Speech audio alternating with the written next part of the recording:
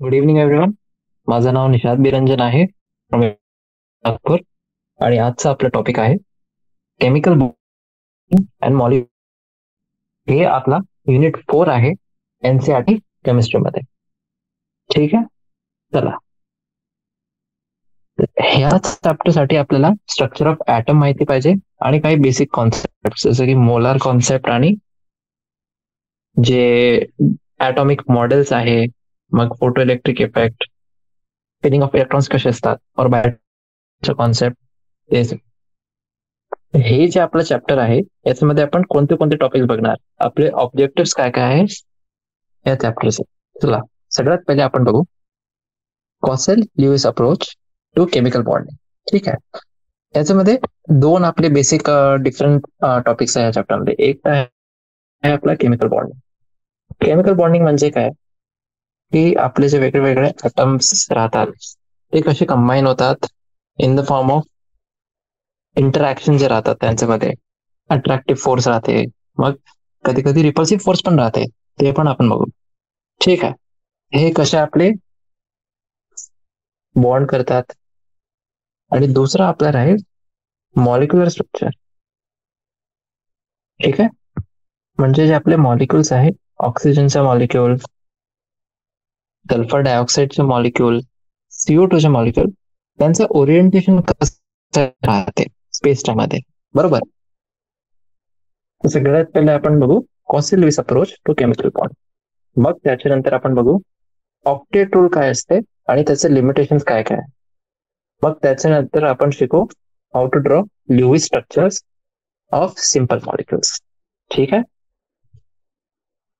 मग थर्ड आपली जी कॉम्पिटन्सी आहे ती आहे formation of different types of bond जे राहतात, त्याला आपण बघू की कसे ते फॉर्म होतात. त्याच्यानंतर आपण बघू VSEPR थिअरी. VSEPR थिअरी आणि मग आपण प्रेडिक्ट करू जॉमेट्री ऑफ सिंपल मॉलिक्युल्स. जे आपले सिंपल मॉलिक्युल्स राहतात ते आपण प्रेडिक्ट करू. त्याच्यानंतर explain the valence bond approach for the formation of covalent bond. ठीक आहे, जसे की आपण इथे बघितलं होतं की formation of different types of bond सगळ्यात पहिले आपण बघणार आहोत. आणि त्याच्यानंतर आपण बघू formation of covalent bonds. Specific covalent bonds जे आहे ते कसे बनतात. ठीक आहे, next predict the directional properties of covalent bonds. आपला याच्यामध्ये आपल्याला हे समजलं की कोव्हॅलंट बॉन्ड्स जे आहे ते आपला मोस्ट इम्पॉर्टंट टॉपिक आहे. ठीक आहे, बॉन्ड्स मध्ये. मग त्याच्यानंतर आपण बघू explain different types of hybridisation. Hybridisation काय असते ते मी सांगते तुम्हाला नंतर. आणि हायब्रिडायझेशन इन्व्हॉल्विंग कोणते कोणते orbitals, SP and D orbitals, आणि draw shapes of simple covalent molecules. जे मी तुम्हाला सांगत होतो ना आतापर्यंत, CO2, SO2, O2, त्यांचे ओरिएंटेशन कसं राहते आपला स्पेस टाइम मध्ये. बरोबर. हे सगळ्यानंतर आपण बघू molecular orbital theory of homonuclear diatomic molecules. ठीक आहे, homonuclear diatomic molecules, molecular orbital theory. आणि लास्ट जे आपला टॉपिक राहील ते राहील कॉन्सेप्ट ऑफ हायड्रोजन बॉम्ब. दोन बॉन्ड्स आपल्याला मेन बघायचे आहे. ते एक आहे आपला कोव्हॅलंट बॉन्ड, बरोबर, आणि दुसरा आहे आपला हायड्रोजन बॉन्ड. ठीक आहे, चला आता सगळ्यात पहिले आपण हे बघू की केमिकल बॉन्डची डेफिनेशन काय असते. ठीक आहे, how to define a chemical bond. The attractive force which holds various constituents, आणि हे कॉन्स्टिट्युएंट्स कोणते कोणते आपले atoms, ions etcetera, together in different chemical species is called chemical bond. ठीक आहे, तर ते अट्रॅक्टिव्ह फोर्स जे आपले खूप सारे कॉन्स्टिट्युएंट्स राहतात. कॉन्स्टिट्युएंट्स म्हणजे कोणते कोणते, ॲटम्स, आयन्स, त्यांना सोबत पकडून ठेवते, त्याला आपण म्हणतात केमिकल बॉन्ड. ठीक आहे, आणि डिफरंट केमिकल स्पीशीज मध्ये आपण बघू याच्या नंतर कोणते कोणते स्पीशीज आहे आपले. आणि आपण उत्तर असं समजू की हे जे आपले प्रश्न आहे, why do atoms combine, why are only certain combination possible. पहिले ॲटम्स कंबाईन कशाला होतात, आणि त्याच्यानंतर फक्त काही काही कॉम्बिनेशन मध्ये काही ॲटम्स कंबाईन होतात आणि नाही होतात, तर हे काय आहे. आणि हे सगळं समजण्यासाठी आपल्याला Kossel Lewis approach, VSEPR theory. VSEPR theory म्हणजे काय, valence shell electron pair repulsion theory. बरोबर. त्याच्यानंतर आपण बघू व्हीबी थिअरी. व्हीबी म्हणजे व्हॅलन्स बॉन्ड थिअरी, मग मॉलिक्युलर ऑर्बिटल थिअरी. हे सगळे थिअरीज आपल्याला बघायला लागेल. चला आता स्टार्ट करू आपण आपला फर्स्ट कोर टॉपिक जे आहे आजचा. कोणता आहे, Kossel Lewis approach to chemical bonding. आता लुईस साहेब जे होते त्यांनी ऍटमला असं बघितलं in the term of positively charge kernel. आता हे जे कर्नल आहे KERNEL, हे कर्नल काय असतं आपल्याला, positive charge kernel, nucleus plus electrons. आणि जे आपला आउटर शेल आहे त्याच्यामध्ये मॅक्झिमम 8 इलेक्ट्रॉन्स असू शकतात. तर हे त्यांचं असं प्रपोजिशन होता की आपला पूर्ण जे ऍटम आहे ते एक पॉझिटिव्ह चार्ज कर्नल आहे. ठीक आहे. कर्नल म्हणजे काय, न्यूक्लियस आणि इनर इलेक्ट्रॉन्स. आणि जे आपलं बाहेरचा शेल आहे त्याच्यामध्ये मॅक्झिमम 8 इलेक्ट्रॉन्स आपण टाकू शकता तिथे. आणि ते एक स्टेप समोर गेले आणि त्यांनी असं म्हटलं की हे जे आपले 8 इलेक्ट्रॉन्स आहेत ते ऑक्युपाय करतात corners of a cube which surround the kernel. ठीक आहे. म्हणजे इथे बघा, समजा हे जर कर्नेल आहे, हे पॉझिटिव्हली चार्ज कर्नेल आहे, त्याच्यामध्ये न्यूक्लियस आणि इनर इलेक्ट्रॉन्स आहे. ठीक आहे. आणि सराउंडिंग मध्ये आपला एक क्यूब आहे. काय, क्यूब. असं आपलं एक इथे क्यूब आहे. बरोबर. आणि हे क्यूब जे आहे याच्यामध्ये किती आपले कॉर्नर्स आहे, आपले 8 कॉर्नर्स आहे. हे जे प्रत्येक कॉर्नर आहे तिथे एक एक इलेक्ट्रॉन आहे. ठीक आहे. तर हे त्यांचं अजम्पशन होतं असं. म्हणजे की सिंगल आउटर शेल इलेक्ट्रॉन सोडियमचा, त्याच्यामध्ये एक कॉर्नर क्यूब जे आहे, क्यूबचा एक कॉर्नर आहे, तिथे आपलं एक इलेक्ट्रॉन असेल. ठीक आहे. आणि नोबल गॅसमध्ये जे आपले सगळे 8 कॉर्नर्स आहे, ठीक आहे, ते ऑक्युपाइड राहील. कारण की त्यांच्यामध्ये जे व्हॅलन्स शेलचा कॉन्सेप्ट नसते ना, जे आउटर मोस्ट शेल आहे ते कम्प्लीट राहते, 8 इलेक्ट्रॉन्स असतात त्यामध्ये. आणि हे जे ऑक्टेट ऑफ इलेक्ट्रॉन्स आहे, ऑक्टेट म्हणजे ग्रुप ऑफ 8 इलेक्ट्रॉन्सचा हे जे ग्रुप आहे आपला, ते आपला स्टेबल इलेक्ट्रॉनिक अरेंजमेंटला रिप्रेझेंट करतो. बरोबर. चला नेक्स्ट. लुईस साहेबांचं असं म्हणणं होतं की जे ऍटम्स आहे ते आपले स्टेबल ऑक्टेट कसे अचीव करतात, बाय केमिकल बॉन्ड्स. आणि स्टेबल ऑक्टेट त्यांना अचीव का बरं करायचं आहे, कारण की आपल्याला स्टेबल इलेक्ट्रॉनिक अरेंजमेंट पाहिजे. तर हे ते करतात बाय केमिकल बॉन्ड. आता नेक्स्ट आहे आपला ल्युईस सिम्बल्स. तर एक आपल्याला हे स्टेटमेंट लक्षात ठेवायला लागेल की in the formation of molecule, एक मॉलिक्युल जर आपल्याला फॉर्म करायचा आहे, फक्त आउटर शेल इलेक्ट्रॉन्स जे आहे ते केमिकल कॉम्बिनेशन मध्ये येईल. आणि हे जे आउटर शेल इलेक्ट्रॉन्स आहे केमिकल कॉम्बिनेशन मध्ये येतात त्याला आपण म्हणतात व्हॅलन्स इलेक्ट्रॉन्स. बरोबर. म्हणजे जे आपले इनर शेल इलेक्ट्रॉन्स राहतात ते वेल प्रोटेक्टेड राहतात आणि ते जनरली आपल्या कॉम्बिनेशन प्रोसेस मध्ये इन्व्हॉल्व नाही होत. ठीक आहे.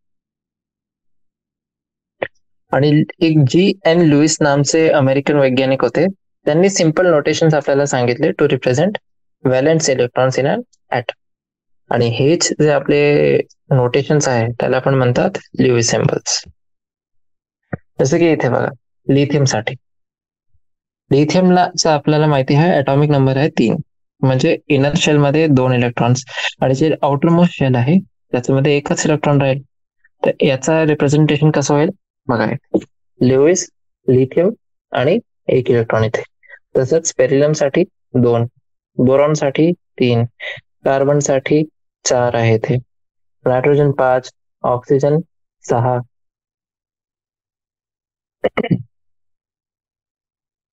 फ्लोरीन साठी 9 आहे, म्हणजे 7 आहे, आणि निऑन साठी आपल्याजवळ 8 आहे. हे आहे आपलं स्टेबल ऑक्टेट.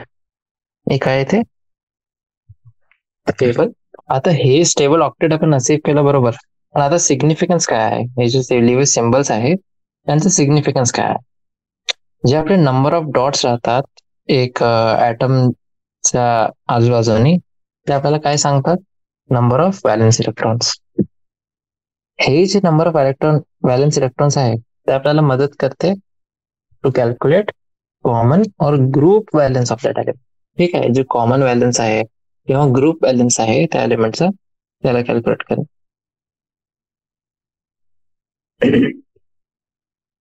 आणि आता इथे इम्पॉर्टंट स्टेटमेंट आहे आपली. जे आपलं ग्रुप व्हॅलेन्स राहते एलिमेंटचा, ते जनरली काय राहते? Either equal to number of dots in Lewis symbol, म्हणजे जिथे डॉट आहे तितके व्हॅलेन्स ग्रुप व्हॅलेन्स राहील, और 8 minus the number of dots of और व्हॅलेन्स इलेक्ट्रॉन्स. ठीक आहे, 8 पण मायनस करा. हे आपण एक्झाम्पल्स घेऊ तेव्हा हे जास्त क्लिअर होईल.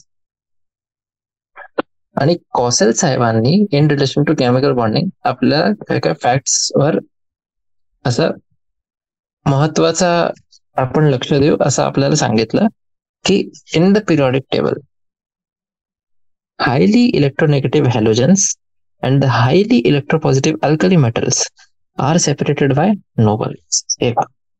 हायली इलेक्ट्रोनेगेटिव्ह कोण आहे? आपले हॅलोजन्स.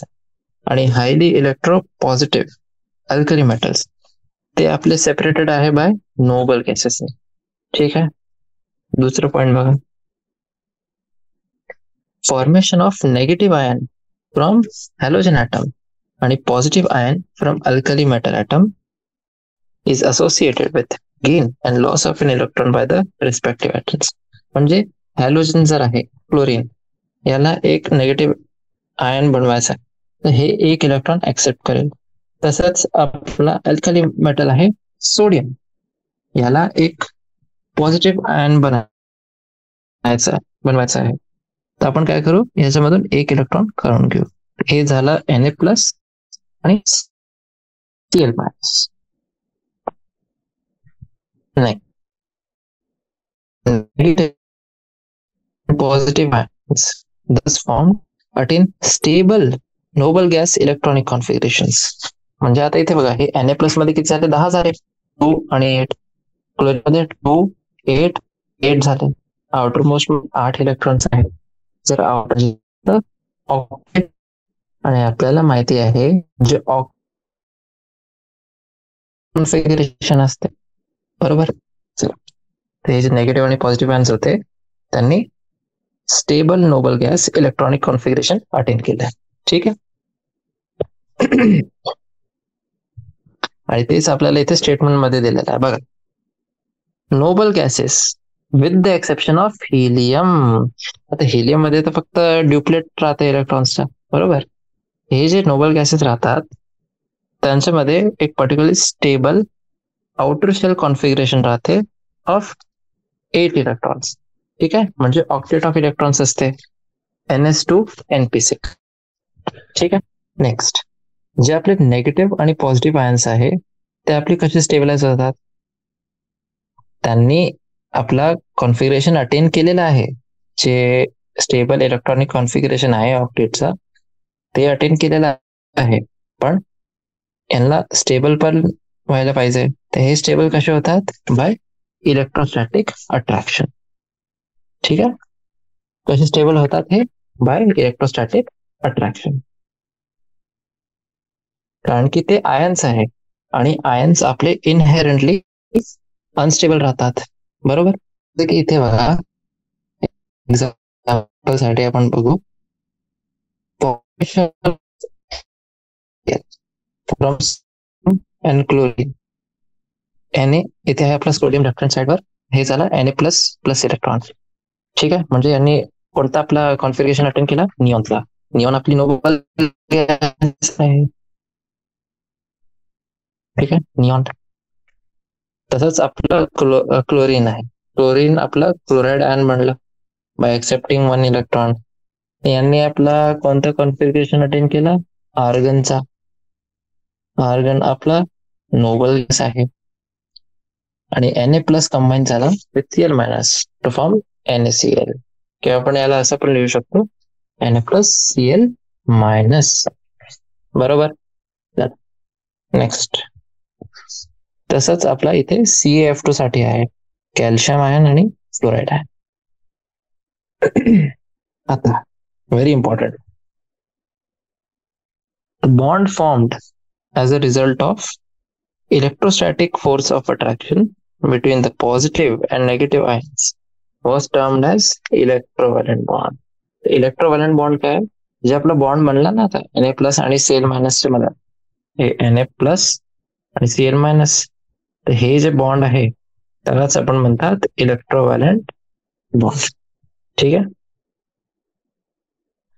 आणि इलेक्ट्रोव्हॅलन्स काय राहते, इलेक्ट्रोव्हॅलन्स आपला राहते number of unit charges on the ion. ठीक आहे, किती युनिट चार्ज आहे त्या आयन. म्हणजे कॅल्शियमला आपण पॉझिटिव्ह इलेक्ट्रोव्हॅलन्स असाइन करतो ऑफ 2 आणि क्लोरीन साठी नेगेटिव्ह इलेक्ट्रोव्हॅलन्स ऑफ 1. ठीक आहे, एवढं समजलं. चला नेक्स्ट आपण बघू आता ऑक्टेट रूल, जे आपण बघत आहोत खूप वेळापासून की ऑक्टेट रूल काय आहे. हे ऑक्टेट रूल डेव्हलप केला दोघांनाही, जे आपले कॉसेल आणि लुईस येते दोघांनाही आपलं हे डेव्हलप केला. आणि हे जे थिअरी होती जे त्यांनी डेव्हलप केली त्याचं नाव आहे electronic theory of chemical bond. बरोबर. आणि according to this atoms can combine either by transfer of valence electrons from one atom to another. ठीक आहे, म्हणजे गेनिंग और losing, or by sharing of valence electrons in order to have an octet in their valences. हेच आपलं आहे octet rule. ठीक आहे, ते एक इलेक्ट्रॉन देऊ पण शकतात आणि ऍक्सेप्ट पण करू शकतात. त्यांनी काय होईल, त्यांचा स्टेबल ऑक्टेट येईल व्हॅलेन्शियल मध्ये. दुसरा आपला इम्पॉर्टंट वे आहे by sharing of valence electrons. ठीक आहे, एक्झाम्पल आपण बघू आता इथे ऑक्सिजनचा, तिथे व्हॅलेन्स इलेक्ट्रॉन्सचा शेअर केलं, जे आपलं वेन डायग्राम सारखं बनते ना, in order to have octet. तसंच नेक्स्ट आहे आपला कोव्हॅलंट बॉन्ड. ठीक आहे, एक हे होता ऑक्टेट आणि नेक्स्ट आहे आपला कोव्हॅलंट बॉन्ड. आता 1919 मध्ये लँगम्युरनी रिफाईन केला Lewis postulations by abandoning the idea of stationary cubical arrangement of the octet. ठीक आहे, आणि त्यांनी इंट्रोड्यूस केलं टर्म कोव्हॅलंट बॉन्ड. आणि हे जे लुईस लँगम्युर थिअरी आहे, ऑक्टेट रूल जे होता हे कॉसेल आणि लुईसने दिला होता 1916 मध्ये. जे आपली लुईस लँगम्युर थिअरी आहे त्याला आपण समजू शकतो by the formation of chlorine molecule Cl2. बघा, क्लोरीन ॲटमचा आता इलेक्ट्रॉनिक कॉन्फिगरेशन काय असते, निऑन 3s2 3p5. ठीक आहे, आणि हे जे कॉन्फिगरेशन आहे ते 1 इलेक्ट्रॉन शॉर्ट आहे आर्गन कॉन्फिगरेशनने. आता जे आपलं Cl2 चा मॉलिक्युल फॉर्म होत आहे ते होत आहे by sharing a pair of electrons between the 2 chlorine atoms. इथे बघा जे लुईस स्ट्रक्चर आहे, लुईस स्ट्रक्चर बनवा Cl 1 2 3 4 5 6 7. ठीक आहे, हे आहे आपले व्हॅलेन्स इलेक्ट्रॉन्स.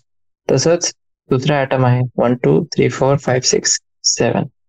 हे 2 आपले ॲटम्स आहे क्लोरीनचे. आणि हे जे एक एक आपले इलेक्ट्रॉन्स आहे ते आता शेअरिंग मध्ये येतात. आता जर तुम्ही काउंट कराल किती इलेक्ट्रॉन झाले, 1 2 3 4 5 6, हे तर कम्प्लिटली क्लोरीनच आहे. आणि 1 + 1 2. आता बॅलन्स जे शेल आहे त्याच्यामध्ये किती आपले इलेक्ट्रॉन झाले, टोटल 8, म्हणजे ऑक्टेट फुलफिल झाला. बरोबर. आणि प्रत्येक आहे ते एक इलेक्ट्रॉन कॉन्ट्रीब्युट करत आहे टू द शेअर्ड पेअर. आता हे प्रोसेसमध्ये दोघेही क्लोरीनचे ॲटम्स जे आहे ते आपले आउटर शेल ऑक्टेटला अचीव करतात to the nearest noble gas. ठीक आहे, आणि नियरेस्ट नोबल गॅस कोणते आपली इथे आर्गन आहे क्लोरीनच्या केसमध्ये. जे डॉट्स आहे आपले ते आपल्याला रिप्रेझेंट करतात इलेक्ट्रॉन्स. आणि हे जे स्ट्रक्चर्स आपण बनवलेले आता क्लोरीन साठी जे बनवले ना, त्यांना आपण म्हणतात लुईस डॉट स्ट्रक्चर्स. बरोबर. चला, आणि हे जे लुईस डॉट स्ट्रक्चर्स आहे आपले, त्यांच्यासाठी काय काय आपल्याजवळ इम्पॉर्टंट कंडिशन्स आहे जे फुलफिल व्हायला पाहिजे. बरोबर. कोणती कोणती कंडिशन्स आहे ते बघा. फर्स्ट आपली कंडिशन आहे, each bond is formed as a result of sharing of an electron pair between the atom. ठीक आहे, sharing of electron pair between the atoms. दूसरा, combining atom placed the shared pair. प्रत्येक जे combining atom आहे ते एक electron तर contribute करते फॉर द शेअर्ड पेअर. मग तिसरा बघा, combining atoms attain the outer shell noble gas configuration as the result of the sharing of electrons. ठीक आहे, जे ॲटम्स कंबाईन होत आहे म्हणजे इथे जे क्लोरीनचे ॲटम्स होते, ठीक आहे, ते आपले आउटर शेल जे नोबल गॅस कॉन्फिगरेशन आहे त्याला अटेन करतात. आणि कशामुळे करतात ते, as a result of sharing of electrons. तर आपण इथे आता अजून दोन मॉलिक्युल्स बघू. एक आहे वॉटर आणि कार्बन टेट्राक्लोराइड. याच्यामध्ये कसे शेअरिंग होत आहे. वॉटर म्हणजे H2O, कार्बन टेट्राक्लोराइड म्हणजे CCl4. ठीक आहे, इथे बघा जसं की आपलं ऑक्सिजन आहे 1 2 3 4 5 6, हे वाला ऑक्सिजनचा आहे आणि हे वाला पण ऑक्सिजनचा आहे. हायड्रोजन मध्ये एकच इलेक्ट्रॉन राहते, तर हे वाले जे इलेक्ट्रॉन्स आहे शेअर झाले, त्याचा ड्युप्लेट कम्प्लीट झाला हायड्रोजन ॲटमचा आणि ऑक्सिजनचा ऑक्टेट. तसंच CCl4 मध्ये बघा 1 2 3 4, हे आहे आपले कार्बनचे आणि बाकीचे आपले आहे क्लोरीनचे. तर क्लोरीनचा ऑक्टेट पण पूर्ण झाला आणि कार्बनचा पण कम्प्लीट झाला. बरोबर. म्हणजे याचं कंक्लुजन काय आहे, जेव्हा दोन ॲटम्स एक इलेक्ट्रॉन पेअरला शेअर करतात तेव्हा आपण म्हणू शकतो की हे जे दोन ॲटम्स आहेत ते एक कोव्हॅलंट बॉन्डने जॉईंट आहे. आणि असे खूप सारे कंपाऊंड्स आहेत ज्याच्यामध्ये आपण मल्टिपल बॉन्ड्स बघू शकतात. मल्टिपल बॉन्ड्स म्हणजे मल्टिपल पेअर ऑफ इलेक्ट्रॉन्स जे आहे ते शेअर होत आहे. ठीक आहे, जर दोन ॲटम्स दोन पेअर ऑफ इलेक्ट्रॉन शेअर करतात तेव्हा जे कोव्हॅलंट बॉन्ड आहे त्यांच्यामध्ये त्याला आपण म्हणतात डबल बॉन्ड. तसंच आपला राहते ट्रिपल बॉन्ड. ठीक आहे, जसं की इथे बघा CO2 मॉलिक्युल मध्ये कार्बनचे दोन ॲटम्स आहे आपले, इथे 1 आणि 2, इथे पण 2 आहे, झाले 4. ऑक्सिजनचे दोन दोन ॲटम्स आले आणि ते कंबाईन झाले असे, हे झालं आपलं C double bond O double bond O. ठीक आहे, हे झालं CO2. तसंच आपलं आहे C2H4. इथे पण आपली आहे ट्रिपल बॉन्डची डेफिनेशन, काहीच नाही आहे शेअर 3 पेअर ऑफ इलेक्ट्रॉन्स. जसं की आपलं आहे N2 मॉलिक्युल जे नायट्रोजन मॉलिक्युल आहे, ते कसं आहे बघा. इथे नायट्रोजन 3 इलेक्ट्रॉन्स एक नायट्रोजन ॲटमचे आणि 3 आपले दुसरे नायट्रोजन ॲटम, 3 आणि 3 6, 6 आणि 2 8. ठीक आहे, इथे जे आपला बॉन्ड आहे ते आहे ट्रिपल बॉन्ड. आणि दुसरं आपलं एक्झाम्पल आहे C2H2 मॉलिक्युल. C2H2 मध्ये हायड्रोजन जवळ फक्त एकच इलेक्ट्रॉन आहे, त्याला ड्युप्लेट कम्प्लीट करायला एकच इलेक्ट्रॉन पाहिजे. C triple bond C bond H. बरोबर. चला, हे होतं आपलं single bond, double bond, triple bond आणि शेअरिंग ऑफ इलेक्ट्रॉन पेअर्स त्यांच्यामध्ये किती राहतात. नेक्स्ट आपण बघू Lewis representation of simple molecules म्हणजे लुईस स्ट्रक्चर्स. आणि लुईस डॉट स्ट्रक्चर्स जर आपल्याला लिहायचे आहे तर आपल्याला काही काही स्टेप्स फॉलो करायला लागतात.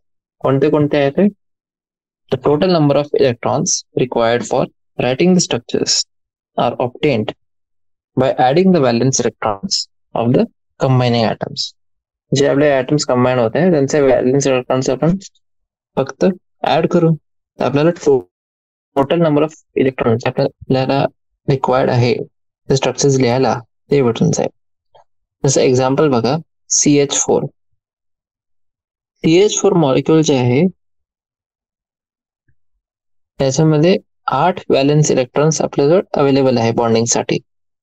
8 कसे आले? हे 4 फ्रॉम कार्बन आणि 4 फ्रॉम हायड्रोजन ॲटम्स. ठीक आहे. तसंच नेक्स्ट बघा, एनायन साठी प्रत्येक नेगेटिव्ह चार्ज असा अर्थ काय असेल, म्हणजे आपण एक इलेक्ट्रॉन त्याच्यामध्ये ऍड करत आहोत. कॅटायन साठी प्रत्येक पॉझिटिव्ह ऍटम पासून काढत आहोत. ठीक आहे. जे आपलं टोटल नंबर ऑफ व्हॅलेंट इलेक्ट्रॉन्स आहे त्याच्यामधून आपण एक एक इलेक्ट्रॉन काढत आहोत. तर हे आपला होईल पॉझिटिव्ह चार्ज. तसंच नेक्स्ट बघा, आपण आपल्याला जे केमिकल सिम्बल्स आहे कंबायनिंग ॲटम्सचे ते आपल्याला माहिती पाहिजे, आणि जे स्केलेटल स्ट्रक्चर आहे त्या कंपाऊंडचा त्याची पण नॉलेज आपल्या जवळ राहिली पाहिजे. ठीक आहे. नोईंग द केमिकल सिम्बल्स आणि having knowledge of skeletal structure of compound. जर आपल्याला हे 2 कॉम्पिटन्सी माहिती आहे तेव्हा ते सोपं होऊन जाते to distribute the total number of electrons as bonded shared pairs between the atoms in proportion to total bonds. ठीक आहे. आणि जे आपला कन्व्हेन्शनली आपण जर बघू, इन जनरल आपलं जे लिस्ट इलेक्ट्रोनेगेटिव्ह ॲटम राहते ते आपला सेंट्रल पोझिशन ऑक्युपाय करते मॉलिक्यूल किंवा आयन मध्ये. जसं एक्झाम्पल बघा, NF3 आणि CO3-2 कार्बोनेट आयन. इथे जे आपले नायट्रोजन सेंट्रल ॲटम्स आहे आणि जे आपले फ्लोरीन आणि ऑक्सिजन आहे ते आपले टर्मिनल पोझिशन्सला ऑक्युपाय करतात. ठीक आहे. आणि एकदा आपले shared pairs electrons single bond साठी आपण यूज केले, जे बाकीचे इलेक्ट्रॉन पेअर्स आहे ते मल्टिपल प्रयोग करू शकता किंवा ते लोन पेअर सारखे राहू शकतात त्यात. आणि फक्त एक मिनिट अशी आहे आपली की प्रत्येक जे बॉन्डेड ॲटम आहे त्याला एक ऑक्टेट ऑफ इलेक्ट्रॉन्स भेटला पाहिजे, ज्याच्यामुळे ते आपलं स्टेबल इलेक्ट्रॉनिक कॉन्फिगरेशन जे आहे ते.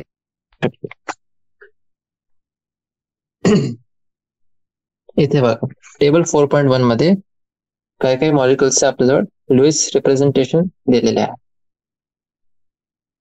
जसं एक आपला मॉलिक्युल आहे H2 चा, तर याचं H सिंगल बॉन्ड H, मग आहे O2 डबल बॉन्ड, त्याच्यानंतर आहे O3. आता O3 मध्ये बघा कशा अरेंजमेंट आहे आपलं, O डबल बॉन्ड O आणि O सिंगल बॉन्ड O-. ठीक आहे. हे एक आहे O पॉझिटिव्ह आणि ए नेगेटिव्ह. तसंच आपला NF3 हे लिस्ट इलेक्ट्रोनेगेटिव्ह ॲटम आहे, ते सेंटर मध्ये आहे आणि बाकीचं आपले पेरिफेरी मध्ये NF. तसंच आपलं आहे CO3-2. C आपला कार्बन जे आहे लिस्ट इलेक्ट्रोनेगेटिव्ह आहे, ते सेंटर मध्ये आहे. तसंच इथे नायट्रोजन HNO3 मध्ये N double bond O N positive. ठीक आहे. N सिंगल बॉन्ड O- आणि सिंगल बॉन्ड OH. बरोबर. चला आता हे एक आहे आपला प्रॉब्लेम 4.1. जे काय आपण शिकलो आतापर्यंत ते याच्यामधून आपण लिहू शकतो. Write the Lewis dot structure of CO molecule. ठीक आहे. चला, तर आपला स्टेप 1 काय आहे इथे, count the total number of valence electrons of carbon and oxygen atom. जे आउटर शेल कॉन्फिगरेशन आहे कार्बन आणि ऑक्सिजन ॲटमची काय काय आहे, 2s2 2p2 कार्बन साठी आणि ऑक्सिजन साठी 2s2 2p4. व्हॅलेन्स इलेक्ट्रॉन्स किती अवेलेबल आहे आपल्याजवळ, 4 + 6 10. आता स्केलेटल स्ट्रक्चर काय आहे सीओचं, असं C इथे बघा C आणि O.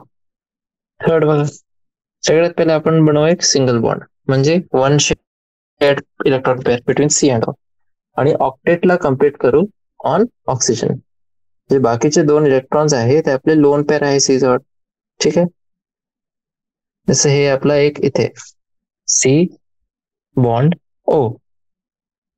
आता हे जे आपला स्ट्रक्चर आहे ते कार्बनवर ऑक्टेटला कम्प्लीट नाही करत आहे, म्हणजे आपल्याला मल्टिपल बॉन्डिंग करावं लागेल.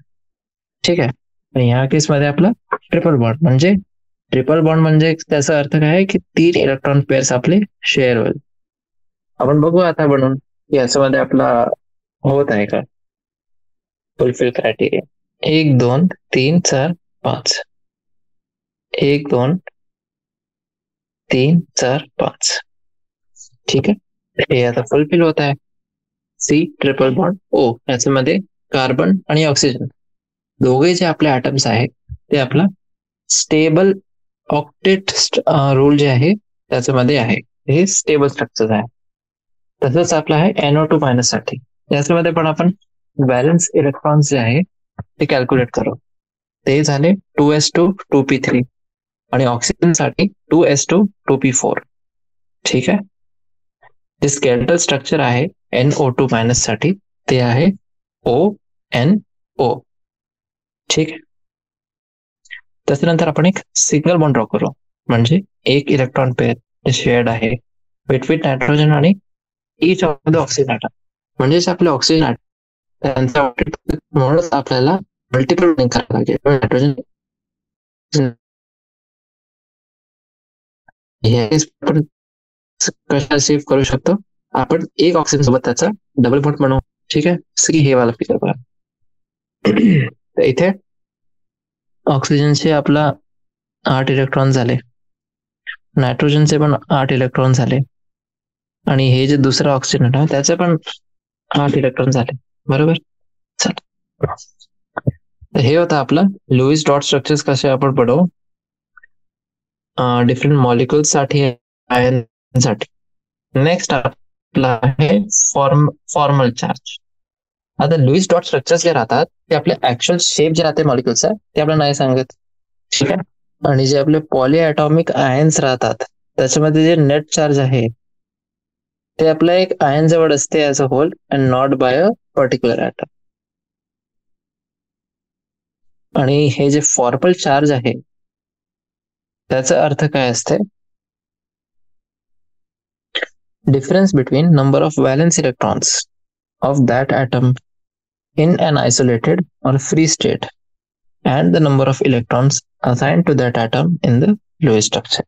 म्हणजे जे आपल्या ते ॲटम आहे त्याच्यामध्ये जितके आपले व्हॅलेन्स इलेक्ट्रॉन्स आहे ते म्हणजे आयसोलेटेड आणि फ्री स्टेट मध्ये, आणि जे नंबर ऑफ इलेक्ट्रॉन्स त्या ॲटमला लुईस स्ट्रक्चर मध्ये असाइन केलेलं आहे यांचं जे डिफरन्स आहे ते आपला फॉर्म्युला चार्ज आहे. इथे बघा, हे पिक्टोरियल रिप्रेझेंटेशन मध्ये पण आपण बघू शकतो. Formal charge Fc on an atom in a Lewis structure is equal to काय आहे ते total number of valence electrons in the free atom minus total number of non-bonding म्हणजे lone pair of electrons minus half into total number of bonding or shared electrons. ठीक है.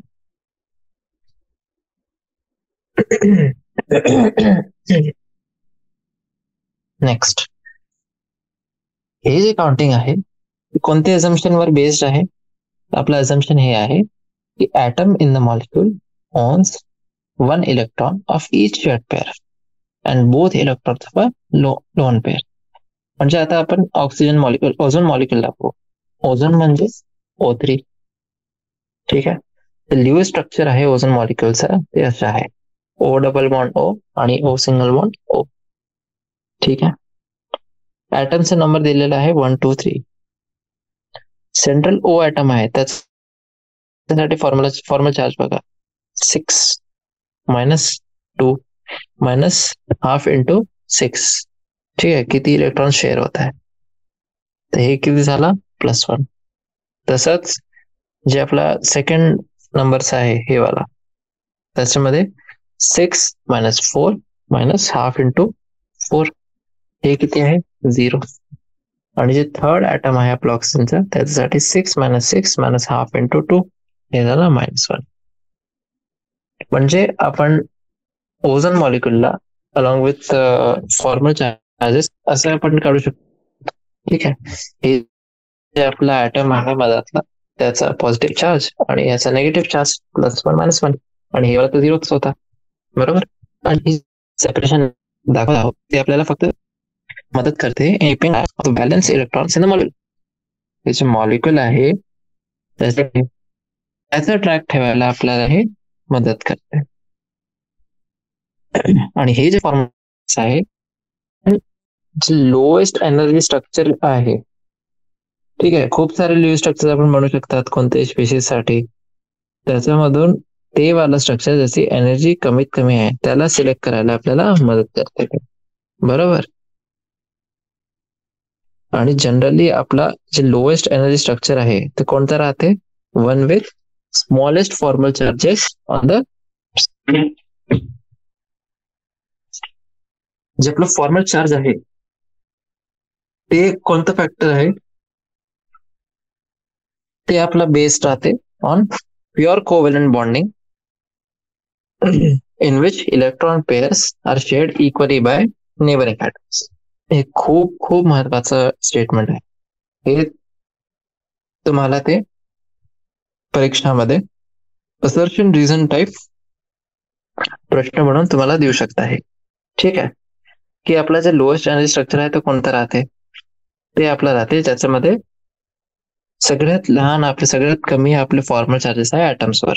ठीक आहे, आणि जे फॉर्मल चार्ज आहे ते आपलं असं फॅक्टर आहे जे बेस्ड आहे on pure covalent pure bonding, ज्याच्यामध्ये इलेक्ट्रॉन पेअर्स आहे पण ते इक्वली शेअर होत आहे along in the neighbouring atoms, बरोबर. चला नेक्स्ट, हे जे आपला ऑक्टेट रूल आहे त्यांचे काय काय लिमिटेशन्स आहे हे बघ. सेंट्रल ॲटम ऑफ जे आहे आपला मॉलिक्यूल त्याचं इनकम्प्लीट ऑक्टेट. ठीक आहे, काही काही कंपाऊंड आपले असे आहे ज्याच्यामध्ये जे number of electrons surrounding central atom आहे ते लेस दॅन 8 आहे. ठीक आहे, आणि हे स्पेशली आपला कोणता केस राहते, कोणत्या एलिमेंट साठी राहते?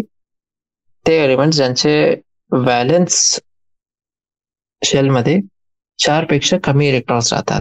ठीक आहे, म्हणजे आपण असं म्हणू शकता की त्यांच्यामध्ये लेस दॅन 4 आपले व्हॅलेन्स इलेक्ट्रॉन्स राहतात, बरोबर. आणि त्यांचा एक्झाम्पल आहे आपला LiCl, BeH2, BCl3. मग हे दुसरा आपला लिमिटेशन आहे ऑड इलेक्ट्रॉन मॉलिक्युल्स. ठीक आहे, ते मॉलिक्युल ज्यांच्यामध्ये ऑड नंबर ऑफ इलेक्ट्रॉन्स राहतात, तर यांच्यामध्ये आपण शेअरिंग जर करू तर शेअरिंगच्या नंतर पण जे इलेक्ट्रॉन पेअर्सची शेअरिंग आहे त्याच्या नंतर पण याच्यामध्ये काही 1 किंवा 3 इलेक्ट्रॉन्स उरलेले राहतात. तर यांच्यामध्ये आपलं ऑक्टेट रूल जे आहे ते सगळे जे आपले ॲटम्स आहे त्यांच्यासाठी सॅटिस्फाईंग आहे.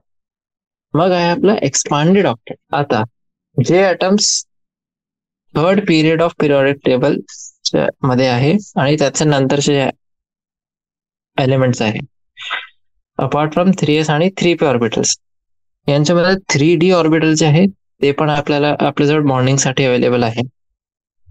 आणि खूप सारे कंपाऊंड्स ह्या एलिमेंट्सचे असे आहे त्यांच्यामध्ये मोर दॅन 8 व्हॅलेन्स इलेक्ट्रॉन्स जे आहे ते आहे आपले अराउंड द सेंट्रल ॲटम. ह्यालाच आपण म्हणतात एक्सपांडेड ऑक्टेट. आणि जे ऑक्टेट रूल आहे हे केसमध्ये ते अप्लाय नाही होत, म्हणजे हे वाले आपले एक्सेप्शन्स आहेत त्याच्यासाठी, बरोबर. कोणताही रोल आपला सायन्स मध्ये असं परफेक्ट नाही राहत. काय काही एक्सेप्शन्स जे आहे ते राहतील. तुम्ही किती पण रिसर्च करा, किती पण त्याला हटायला प्रयत्न करा, पण ते राहतीलच. आणि हे जे एक्झाम्पल्स आहे एक्सपांडेड ऑक्टेटचे ते कोणते कोणते आहे? एक आहे आपला PF5. PF5 मध्ये बघा फॉस्फरस आपला लिस्ट इलेक्ट्रोनेगेटिव्ह ॲटम आहे, हे मधात आहे आणि त्यांच्या सराउंडिंग मध्ये FFF PF5 10 इलेक्ट्रॉन्स आहे अराउंड P ॲटम. ठीक आहे, इथे 2 2 2 2 2 इथे झाले 10. तसंच SF6 साठी 2 2 2 2 2 2 2 6 12. आणि हे वाला H2SO4, H2SO मध्ये पण 4 4 2 2 किती झाले? हे 12 इलेक्ट्रॉन्स अराउंड सल्फर ॲटम. आणि काय काय कंपाऊंड जे राहतात सल्फरचे ते असे पण राहतात ज्याच्यामध्ये ऑक्टेट रूल जे आहे ते ओबे पण होत आहे. असं नाही की सर्व जे कंपाऊंड आहे त्याच्यामध्ये ऑक्टेट रूल ओबे नाही होत आहे, एक्सपांडेड ऑक्टेट आहे किंवा इनकम्प्लीट ऑक्टेट आहे. असे नाही आहे. अजून कोणते कोणते आपले ड्रॉबॅक्स आहे ऑक्टेट थिअरीचे? आता जे आपला ऑक्टेट रूल आहे ते आपलं बेस्ड राहते upon chemical inertness of noble gas. त्यांचं अझम्पशन असं आहे की जे नोबल गॅसेस असतात ते केमिकली इनर्ट राहतात. हावेवर काय काय नोबल गॅसेस असे आहे जसं की आपला झिनॉन आहे, क्रिप्टॉन आहे, ते आपले ऑक्सिजन आणि फ्लोरीन सोबत कंबाईन करतात आणि नंबर ऑफ कंपाऊंड बनवतात जसे की XeF2, KrF2, XeOF2. तर म्हणजे जर हे कंपाऊंड बनवत आहे याचा अर्थ हे आहे की हे केमिकली इनर्ट नाही आहे. ठीक आहे. दुसरं आहे आपलं शेप ऑफ मॉलिक्युल्स. ठीक आहे. जे आपली ही थिअरी आहे ऑप्टेट थिअरी हे आपल्याला काहीच नाही सांगते about shape of the molecules. आणि जे आपल्याला आपण बघतो relative stability of the molecules. ठीक आहे, की एक मॉलिक्युल च्या कम्पॅरिझन मध्ये दुसरा मॉलिक्युल किती स्टेबल आहे त्याच्याबद्दल हे काही नाही सांगत. ठीक आहे. आणि जे आपली म्हणजे main energy of a molecule आहे त्याच्याबद्दल पण हे काहीच नाही सांगत आपल्याला. ठीक आहे. नेक्स्ट आता तर हे होता आपला मेन लेव्ह स्ट्रक्चर्स काय राहतात, ऑक्टेट रोल, कोव्हॅलंट बॉन्ड, याचा काय अर्थ आहे. ठीक आहे. हे होतं आपलं कोव्हॅलंट बॉन्ड साठी. नेक्स्ट आहे आपला आयनिक किंवा इलेक्ट्रोव्हॅलंट बॉन्ड. आता जे आपलं फॉर्मेशन ऑफ आयनिक बॉन्ड्स आहे ते आपलं प्रायमरीली डिपेंड करते अपॉन दोन पॉइंट्स. कोणते कोणते पॉइंट्स आहे? ease of formation of the positive and negative ions from the respective neutral atoms. बरोबर. म्हणजे जे पॉझिटिव्ह आणि नेगेटिव्ह आयन्स आहे ते कसे आपले न्यूट्रल ऍटम्स बनवतात, किती सोपं आहे ते आपला कंपाऊंड बनवणं. बरोबर. आणि दुसरा arrangement of the positive and negative ions in the solid, that is lattice of the crystalline compound. ठीक आहे, की जे आपला लॅटिस आहे आपला क्रिस्टलाइन कंपाऊंडचा त्याच्यामध्ये पॉझिटिव्ह आणि नेगेटिव्ह आयन्स जे आहे त्या सॉलिडमध्ये त्यांचं अरेंजमेंट कसं आहे. पॉझिटिव्ह आयन बनवण्यासाठी एक प्रोसेस असते ज्याला आपण म्हणतात आयनायझेशन. म्हणजे न्यूट्रल ऍटम पासून आपण इलेक्ट्रॉनला रिमूव्ह करतो. अँड जे आपलं नेगेटिव्ह आयन आहे त्यासाठी ऍडिशन ऑफ इलेक्ट्रॉन होत आहे इलेक्ट्रॉन ऍटम मध्ये. ठीक आहे. हे जर आपल्याला, आणि पॉझिटिव्ह आयन म्हणजे काय, कॅटायन. हे जे कॅटायन आहे त्याला बनवण्यासाठी जे इलेक्ट्रॉन रिलीज होत आहे तर इथे आहे आपलं आयनायझेशन एन्थॅल्पी. कोणती एन्थॅल्पी? आयनायझेशन. आणि एनायन साठी, एनायन म्हणजे काय असतं आपलं नेगेटिव्ह इलेक्ट्रॉन गेन एन्थॅल्पी राहते एनायन साठी. हे जे आता इलेक्ट्रॉन गेन एन्थॅल्पी आहे ते आपली एन्थॅल्पी चेंज आहे जेव्हा एक गॅस फेज ॲटम त्याचं ग्राउंड स्टेट मध्ये जे आहे ते एक इलेक्ट्रॉन गेन करत आहे. ठीक आहे. हे आपले डेफिनेशन आहे इलेक्ट्रॉन गेन एन्थॅल्पीचे, म्हणजे डेल्टा EgH. काय आहे? एन्थॅल्पी चेंज जेव्हा एक गॅस फेज ॲटम जे ग्राउंड स्टेट मध्ये आहे ते एक इलेक्ट्रॉनला गेन करत आहे. आता हे जे इलेक्ट्रॉन गेन प्रोसेस आहे ते आपला एक्झोथर्मिक पण राहू शकते आणि एंडोथर्मिक पण. बरोबर. पण जे आपला आयनायझेशन आहे, आयनायझेशन दरवेळा आपला एंडोथर्मिकच राहतो. ठीक आहे. आणि इलेक्ट्रॉन ॲफिनिटी काय आता? ठीक आहे, हे तर होतं आपली electron gain enthalpy. Electron affinity काय असते? इलेक्ट्रॉन ॲफिनिटी आपली आहे negative of the energy change accompanying electron gain. ठीक आहे. जे एनर्जी चेंज होत आहे in gaining an electron anion साठी त्याचं जे नेगेटिव्ह आहे ते आपली इलेक्ट्रॉन ॲफिनिटी आहे. आणि हे फॅक्ट आता ऑब्विस आहे की जे आयनिक बॉन्ड्स आहेत ते कोणत्या एलिमेंट्स मध्ये इझिली फॉर्म होणार, त्याच्यामध्ये कम्पॅरेटिव्हली कमी आहे आपली आयोनायझेशन एन्थॅल्पी. आणि ते एलिमेंट्स ज्याच्यामध्ये नेगेटिव्ह व्हॅल्यू आहे इलेक्ट्रॉन एन्थॅल्पीचे. ठीक आहे. तर आपले जे मोस्ट ऑफ आयनिक कंपाऊंड राहतात त्यांचे म्हणजे जे कॅटायन्स असतात ते मेटॅलिक एलिमेंट्स पासून येतात, आणि जे एनायन्स आहे ते येतात फ्रॉम नॉन मेटॅलिक एलिमेंट्स. जसं आपला अमोनियम आयन आहे, ते दोन नॉन मेटॅलिक एलिमेंट्स आहेत त्याच्याने बनलेलं आहे.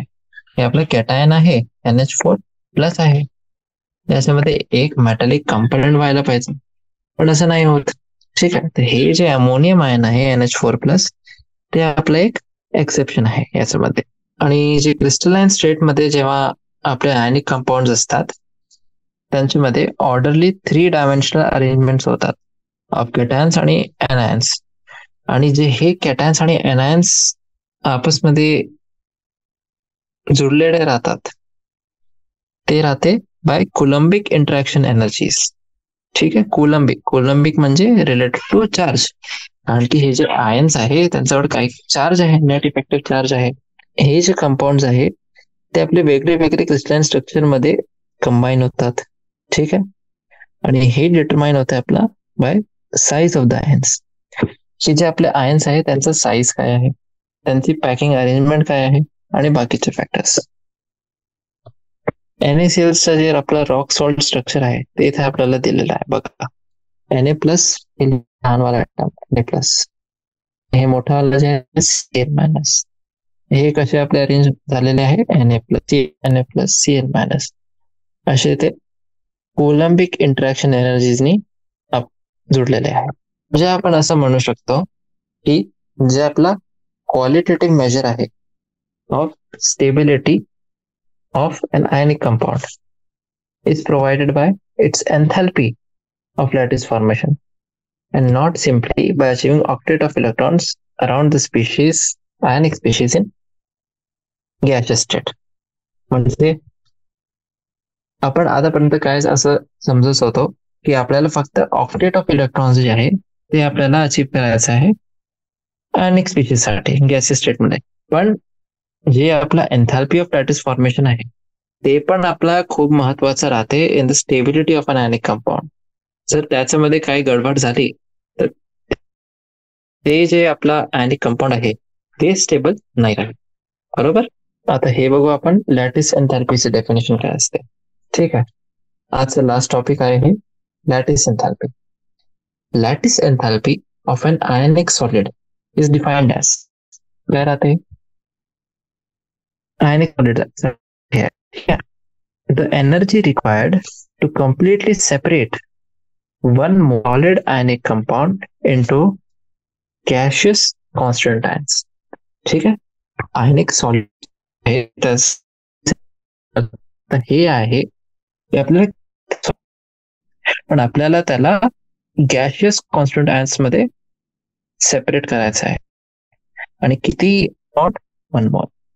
ठीक आहे, आणि एक्झाम्पल साठी जसं NaCl आहे, NaCl साठी लॅटिस एन्थॅल्पी आहे 788 किलो जूल्स पर मोल. हे आपण 1 मोल जे कॉन्स्टंट आहे त्याच्यासाठी म्हणतो. म्हणजे 1 मोल आपल्या जवळ सॉलिड NaCl आहे, त्याला 1 मोल ऑफ सोडियम, आणि हे सोडियम कोणतं, गॅशियस, आणि 1 मोल ऑफ क्लोराईड, गॅशियस. त्याच्यामध्ये जर आपल्याला सेपरेट करायचं आहे टू एन इन्फायनाइट डिस्टन्स, त्याच्यासाठी जी एनर्जी आपल्याला लागते 788 किलो जूल्स, हे राहते त्याची लॅटिस एन्थॅल्पी. आता हे जे आपलं प्रोसेस आहे याच्यामध्ये दोघेही आपले फोर्सेस राहतात. ठीक आहे, अट्रॅक्टिव्ह फोर्सेस राहतात between ions of opposite charge, आणि रिपल्सिव्ह फोर्सेस पण राहतात between ions of light charge. Positive repulsion, negative repulsion, positive आणि नेगेटिव्ह अट्रॅक्शन. आता सॉलिड क्रिस्टल आपला 3 डिमेन्शनल स्ट्रक्चर आहे, तर फक्त जे आपला लॅटिस एन्थॅल्पी आहे त्याला आपण इंटरॅक्टिव्ह जो फोर्स आहे अट्रॅक्शन आणि रिपल्शनचे, त्याच्याने आपण कॅल्क्युलेट नाही करू शकतो त्याची लॅटिस एन्थॅल्पी. जे आपले दुसरे फॅक्टर्स राहतात, जे आपले क्रिस्टल जॉमेट्री सोबत असोसिएटेड आहे, त्यांना पण आपल्याला इन्क्लूड करायला लागते याच्यामध्ये. ठीक आहे, तेव्हाच आपण जे आपलं कम्प्लीट डिस्क्रिप्शन आहे त्या लॅटिस साठी, त्या आयनिक कंपाऊंड साठी, ते आपण देऊ शकतो. बरोबर. हे होतं आपलं आजचा टॉपिक. आपण 2 मेजर टॉपिक्स कव्हर केले. ठीक आहे. याच्या नंतर आपण बघू बॉन्ड पॅरामीटर्स, की आपली बॉन्ड लेंथ जी आहे ते काय राहते, बॉन्ड लेंथचा काय अर्थ आहे, बॉन्ड अँगल काय आहे, बॉन्ड एन्थॅल्पी काय आहे. आपण आता जे बघितली होती लॅटिस एन्थॅल्पी, पण बॉन्ड एन्थॅल्पी आपली काय असते. ठीक आहे. मग त्याच्यानंतर आपण बघू बॉन्ड ऑर्डर, रेझोनन्स स्ट्रक्चर्स काय असतात. ठीक आहे. रेझोनन्स स्ट्रक्चर्स, मग एक प्रॉब्लेम घेऊ आपण आणि त्याच्याने आपण समजू जे काय आपण कॉन्सेप्ट आतापर्यंत घेतले त्यांना रिवाइज करू. नेक्स्ट आपण बघू पोलॅरिटी ऑफ बॉन्ड्स, जे आपले बॉन्ड्स राहतात, single bond, double bond, triple bond, त्यांची पोलॅरिटी किती असते. डायपोल मोमेंट जे आहे त्याचा कॉन्सेप्ट काय असते. मग त्याच्यानंतर आपण बघू व्हीएसईपीआर थिअरी. ठीक आहे. व्हीएसईपीआर थिअरीचे पॉस्टुलेट्स काय काय आहे, त्यांचं अरेंजमेंट कसं राहते, जे आपलं लिनियर आहे, trigonal planar, tetrahedral, trigonal bipyramidal, octahedral, जे काही आपले अरेंजमेंट्स राहतात. ठीक आहे. तर हे आपण बघू व्हीएसईपीआर थेरी. त्याच्यानंतर व्हॅलन्स बॉन्ड थेरी बघू आपण. मग directional properties of bonds, orbital ओव्हरलॅपचा कॉन्सेप्ट काय राहते. ठीक आहे. आपण स्ट्रक्चर ऑफ ॲटम मध्ये बघितले होते, जे आपले ऑर्बिटल्स राहतात ते स्पेस टाइम मध्ये अरेंज होतात. ऑर्बिटल्स ओव्हरलॅपचा काय कॉन्सेप्ट आहे. मग ॲटॉमिक ऑर्बिटल्सचा ओव्हरलॅपिंग काय असते. ठीक आहे. कोणते कोणते प्रकारचे ओव्हरलॅपिंग राहतात आणि कोव्हॅलंट बॉन्डचे नेचर काय काय राहतात. मग आपण बघू हायब्रिडायझेशन. हायब्रिडायझेशनचा अर्थ काय आहे, डेफिनेशन काय, आणि त्याच्यासाठी कोणते कोणते कंडिशन्स फुलफिल व्हायला पाहिजे. मग हायब्रिडायझेशनचे टाइप्स अकॉर्डिंग टू ऑर्बिटल. ठीक आहे. आणि हे सगळं झाल्यानंतर आपण बघू लास्टमध्ये formation of molecular orbitals, linear combination of atomic orbitals. ठीक आहे. म्हणजे LCAO. मॉलिक्युलर ऑर्बिटल्स काय राहतात, त्यांच्यासाठी एनर्जी लेवल डायग्रामचा काय अर्थ आहे, आणि जे आपले काय काही डायटॉमिक मॉलिक्युल्स आहे जे होमोन्युक्युलर आहे त्यांच्यामध्ये बॉन्डिंग कशी असते. ठीक आहे. तर हे सगळं आपण घेऊ नेक्स्ट सेशन्स मध्ये. चला, थँक्यू.